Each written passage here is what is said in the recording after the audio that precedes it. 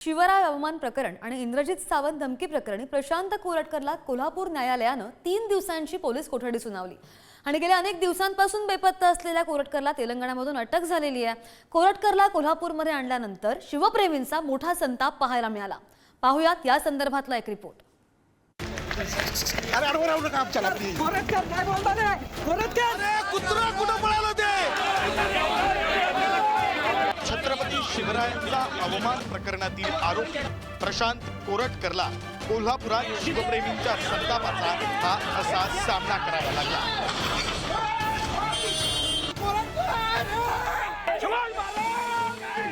न्यायालयाच्या आवारात कोरटकरला पहिल्यांदा चप्पल दाखवण्याचा प्रयत्न झाला। तिथं या शिवप्रेमीला पोलिसांनी ताब्यात घेतलं, तर दुसऱ्यांदा त्याच्यावर हल्ला करण्याचा प्रयत्न झाला। या प्रकरणी दोघांना ताब्यात घेण्यात आलं। इतिहास संशोधक इंद्रजित सावंत धमकी प्रकरण आणि छत्रपती शिवरायांच्या अवमान प्रकरणी अनेक दिवसांपासून फरार असलेल्या कोरटकरला तेलंगणातून कोल्हापुरात आणण्यात आलं। कोल्हापूरच्या राजवाडा पोलीस स्टेशन बाहेर सकाळपासूनच शिवप्रेमींची मोठी गर्दी जमा झाली होती। कोरटकरच्या अटकेच्या बातमीनंतर कोल्हापुरातल्या मावळ्यांनो पायतान घेऊन कोरटकरच्या स्वागताला या अशी पोस्ट सोशल मीडियावर व्हायरल झाली होती।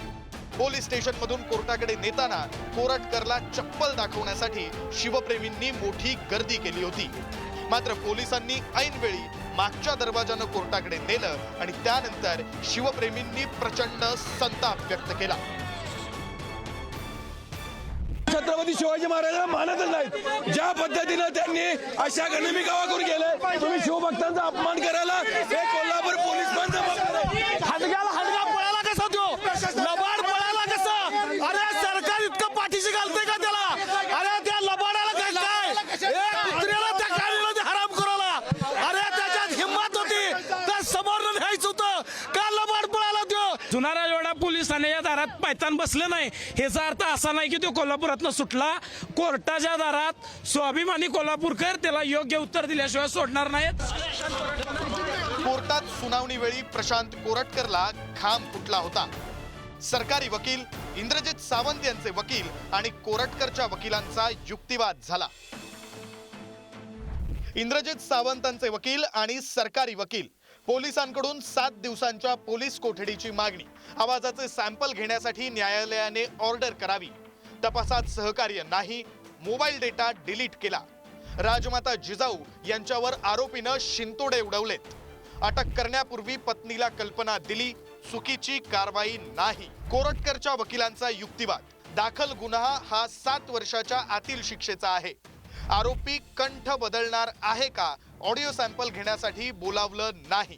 मीडिया ट्रायल सुरू असल्याचा दावा, दाखल केलेल्या कलमानुसार अटक करण्याची गरज नव्हती, उच्च न्यायालयात सुनावणी होण्याआधीच अटक झाली। दोन्ही बाजूंचा युक्तिवाद ऐकल्यानंतर सत्र न्यायालयानं 3 दिवसांची पोलीस कोठडी सुनावली। ॲक्च्युली 7 दिवसाची पोलीस कस्टडी पोलिसांनी मागितलेली होती। माननीय कोर्टाने 28 तारखेपर्यंत म्हणजे एकूण 4 दिवसाची पोलीस कस्टडी आरोपीची मंजूर केलेली आहे। काही त्या तपासातला प्रोग्रेस आणि ज्या फॅक्ट आहेत त्याच्याबद्दलची काही माझ्यावरती काही बंधने असल्यामुळे मी आपल्याला ती माहिती देऊ शकत नाही, परंतु 7 दिवसाची मागितलेली होती कस्टडी, त्याच्यापैकी 28 तारखेपर्यंत 4 दिवसाची मंजूर केलेली आहे। मोबाईलमधला डेटा त्यांनी त्याला काय म्हणतो मोबाईल आपण हे केलेलं आहे, फॉर्मॅट केलेला आहे। आरोपींचं म्हणणं असं आहे कोर्टामध्ये की त्यांच्या मोबाईलवरून यांना फोन आलेला आहे हे सिद्ध झालेलं आहे जवळपास। त्यामुळे बाकीचा डेटा कशाला पाहिजे, त्याची काय गरज आहे? त्याची गरज आहे कारण की मोबाईल हे जर माध्यम असेल धमकी देण्याचं, तर याच्यापूर्वी तुम्ही कोणाकोणाला काय काय पाठवलं, यांच्याशी संवाद झाल्यानंतर तुम्ही कोणाकोणाला काय पाठवलं, कोणाला काय कळवलं हे सुद्धा कळणं आवश्यक आहे। मला 12 वाजता फोन आल्यानंतर सरांनी सांगितल्याबद्दल 3-3:30 पर्यंत मला झोपच आली नाही, कारण महाराष्ट्रामध्ये जिजाऊंच्या बद्दल, शिवरायांच्या बद्दल, शंभूराजांच्या बद्दल असं वक्तव्य करणारी माणसं आहेत, जिवंत आहेत, हेच मला पटत नव्हतं। आणि म्हणून मी ते समाजासमोर ही जी काही घाण आहे ही लपून ठेवली तर जास्त दुर्गंधी येणार, म्हणून मी समाजासमोर आणले। प्रशांत कोरटकर प्रकरणाचे विधिमंडळातही पडसाद उमटले। कोरटकर तेलंगणात काँग्रेसच्या नेत्याकडे लपून बसल्याचा गंभीर आरोप भाजपचे आमदार परिणय फुके यांनी केला, तर काँग्रेसनं मदत करणाऱ्यांवर कारवाईची मागणीही केली। मी तुम्हाला मागे सांगितलं कोर्टाचं प्रोटेक्शन हटवण्याकरता स्वतः फडणवीस साहेबांनी लक्ष घातला, गृह विभागाने त्यात लक्ष घातलं आणि त्याचं जे प्रोटेक्शन आहे ते काढून घेतलं आणि प्रोटेक्शन काढल्यानंतर 4 ते 5 दिवसात त्यांना अटक करण्यात आली. तेलंगणामध्ये ते काँग्रेसच्या एका नेत्याकडे लपून होते आणि यामागे निश्चितच कोरटकरला वाचवण्याचा प्रयत्न काँग्रेसच करत होती हे स्पष्ट झालेलं आहे. या कोरटकरवरती कडक से कडक कारवाई होणार. छत्रपती शिवरायांचा आणि शंभूराजेंचा अवमान या कोरटकरांनी केला. जे शब्द वापरले गेले ते खरं म्हणजे या कोरटकरला महाराष्ट्रद्रोही म्हणून घोषित केलं पाहिजे आणि महाराष्ट्रद्रोहाला महाराष्ट्रात राहण्याचा मुळात अधिकारच नाही. त्याचं सर्टिफिकेट घेऊन यावं. जर परिणय फुकेकडे असतील तर तो कुठल्या पदावर होता, कोण होता, कुठल्या कधी त्याची नियुक्ती काँग्रेसमध्ये झाली, प्राथमिक कधी सदस्य झाला, म्हणजे आपलं पाप झाकण्यासाठी काँग्रेसवर टीका करायची. आता कोरटकर पकडलं. त्या कोरटकरला कुठे पकडलं, कुठे लपून बसला होता?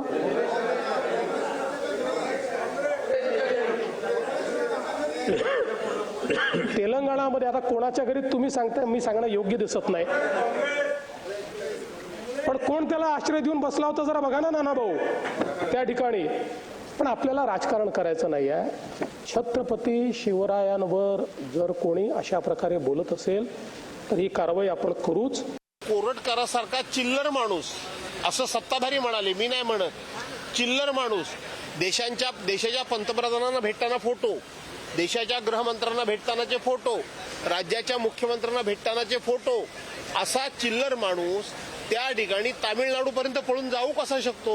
तो आरामामध्ये तामिळनाडूच्या रेल्वे स्टेशनवर सापडतो किंवा विमानतळावर सापडतो. ही सगळं तेलंगणाच्या सापडतो. ही सगळी परिस्थिती संशयास्पद आहे. प्रशांत कोरटकर गेल्या अनेक दिवसांपासून बेपत्ता होता. सोमवारी त्याला तेलंगणातून कोल्हापूर पोलिसांनी अटक केली. फरार कोरटकर 4 दिवस चंद्रपूरच्या हॉटेलमध्ये मुक्कामी. कोल्हापूर पोलिसांना माहिती मिळताच ते चंद्रपुरात पोहोचले. हॉटेलमध्ये चौकशी करून सीसीटीव्ही ताब्यात घेतलं. हॉटेलमधील रूम धीरज चौधरीच्या नावानं बुक. पोलीस येण्याच्या आधी कोरटकर तेलंगणात पळाला. चौधरीच्या तपासात कोरटकरच्या गाडीचा नंबर मिळाला. तेलंगणा सीमेवर लक्कड पोस्टवर सीसीटीव्ही मध्ये गाडी दिसली. गाडीच्या नंबरवरून कोरटकरला पकडण्याचा मार्ग सुकर झाला. मूळचा नागपूरचा असलेला कोरटकर इंद्रजित सावंतांना धमकी दिल्यानंतर चर्चेत आला. चिल्लर असलेल्या कोरटकरला पकडण्यात पोलीस यंत्रणेला मात्र बराच काळ खर्च करावा लागलाय. आता कोरटकरला या प्रकरणात काय शिक्षा होणार हे पाहणं महत्वाचं असेल. शेखर पाटील, पुढारी न्यूज, कोल्हापूर.